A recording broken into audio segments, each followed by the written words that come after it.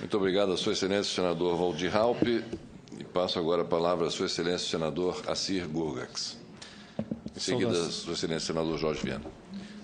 Senhor presidente, cumprimento nosso convidado, doutor Volney Zanardi. Eu fiquei atento aqui às explanações do nosso presidente com relação às rodovias brasileiras 101, 116, estado de Santa Catarina, Porto Alegre, São Paulo, Paraná, e eram duplicações de rodovias já existentes, né? São rodovias antigas. Eu vou tentar não ser indelicado com o IBAMA, a vontade seria, mas a impressão que se dá não é com relação a Vossa Senhoria, o presidente, mas que o IBAMA não quer o desenvolvimento do nosso país. E o Brasil precisa dessas rodovias. Quanto tempo levou para conseguirmos a autorização dessas rodovias? Paraná, São Paulo, Santa Catarina. Fazer essa interligação em Belo Horizonte, né? Ela começa em Belo Horizonte, vai a São Paulo, Curitiba, Florianópolis e Porto Alegre. Eu imagino que há mais de 10 anos estão sendo debatidos esses temas. A colocação é a seguinte: não dá para criar uma regra mínima para as obras de interesse nacional e que são inevitáveis a execução dessas obras, para que não haja esse atraso e o governo possa fazer uma compensação com relação ao meio ambiente, com relação às questões ecológicas. Regras essas ditadas pelo IBAMA, é evidente que nós temos que ter cuidado com o meio ambiente, ninguém fala ao contrário, nós temos que ter cuidado com o meio ambiente. Mas obras de duplicação da BR-101, 116, elas são inevitáveis, elas precisam acontecer e vão acontecer. Então, criar uma regra de compensação ambiental não seria a solução. Com relação a 319, eu concordo com o senador Raupp que nem todas as obras paralisadas é culpa do IBAMA. Sem dúvida, o caso da 425, muito bem citado aqui pelo senador Raupp. Mas entendo que a BR-319 ela é uma obra que ela já existe, não é uma obra nova. O impacto ambiental foi feito em 1970. Ela foi inaugurada em 73. Depois houveram problemas em função da chuva e a não manutenção. Enfim, acabou o asfalto da BR-319. Eu ando por essa BR desde 1980. Fui conhecer aquela região por estrada em asfalto de excelente qualidade, senhor presidente. E de lá para cá, a falta de manutenção, aconteceu isso. Parece que foi proposital, né, a falta de manutenção para acabar com a estrada. Há quem diga que a empresa que foi contratada para fazer manutenção, ela destruiu a estrada ao invés de dar manutenção. E claro que isso é só suposições, não podemos nem imaginar que isso possa ter acontecido.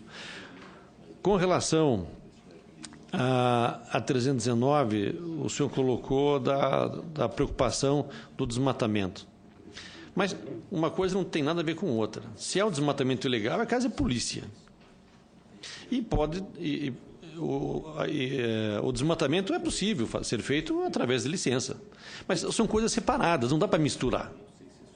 Não dá para misturar o licenciamento de uma rodovia com a preocupação com o desmatamento. O desmatamento tem fiscalização, tem um Código Florestal que determina o que pode e o que não pode fazer e se fiscaliza. Agora, deixar de fazer uma ligação de Porto Velho a Manaus, que liga o estado do Amazonas, Roraima e Venezuela, e é uma saída de exportação da produção agrícola do nosso estado, por uma questão ambiental que não é 2007, é 2003. 2003 começou essa tentativa, né, de restauração, de reconstrução da BR-319. Volto a dizer, já teve o impacto ambiental, já aconteceu. é outra obra que ela vai acontecer. O Brasil precisa desta obra. Se precisa, por que não fazer um acompanhamento do IBAMA e fazer um TAC também? Eu não gosto desse termo TAC. TAC eu acho que uma sigla que não vem ao caso do IBAMA com o DENIT nem com a população. É um acompanhamento da obra e uma compensação ambiental naquilo que houver. E a questão de desmatamento, nós temos leis para isso. O que eu acho totalmente desnecessário, e eu acho que entendo que tem que ser repensado, é a atuação do IBAMA com relação à paralisação das obras ou a não autorização nas obras que elas são indispensáveis para o nosso país. As obras de interesse nacional, eu entendo que o IBAMA, assim como todos os órgãos brasileiros, tem que ter a preocupação ambiental. Isso nós temos que deixar bem claro. Nós não podemos, em função do crescimento, do desenvolvimento, esquecer das questões ambientais. E eu sei também que o Dr. Volney